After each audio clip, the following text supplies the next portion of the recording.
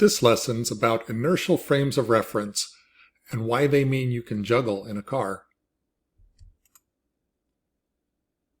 We'll see where Newton's laws of motions work, what makes a frame of reference inertial or non-inertial, and how objects move in inertial and non-inertial frames of reference. You may have heard of Sir Isaac Newton. He was a very famous scientist and the father of modern physics. In the 17th century, Isaac Newton published his laws of motion and gravitation that we still use today to describe how objects move.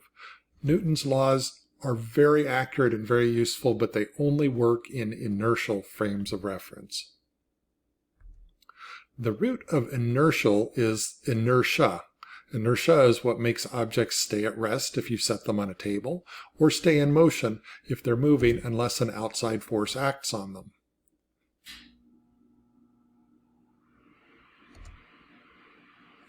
An inertial frame of reference is one that's stationary or moving at a constant speed. Inertia applies in these inertial reference frames.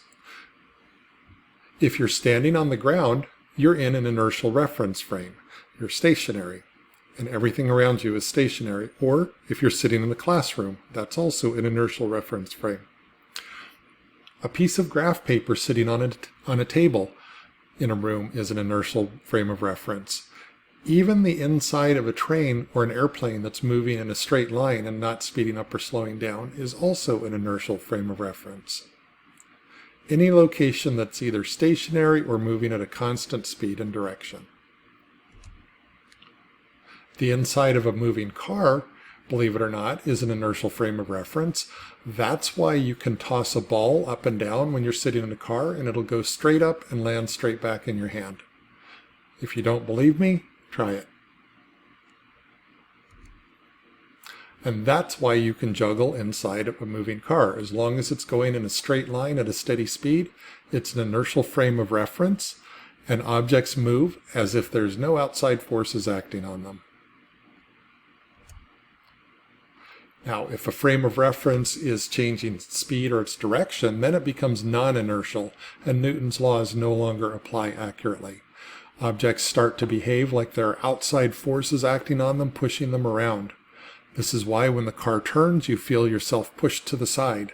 Or if you slam on the brakes, you're pushed forward. If there was a glass of water sitting on the dash, it would act as if a force pushed on it and tipped it over and spilled it everywhere. It's in a non-inertial reference frame. So we've seen that Newton's laws are accurate for describing the movement of objects in inertial frames of reference. An inertial frame of reference is one that's either stationary or moving at a constant velocity. When objects are in inertial frames of reference, they move as if there are no outside forces acting on them. But if the frame of reference changes speed or direction, it becomes non-inertial, and objects begin to act as if they're affected by outside forces.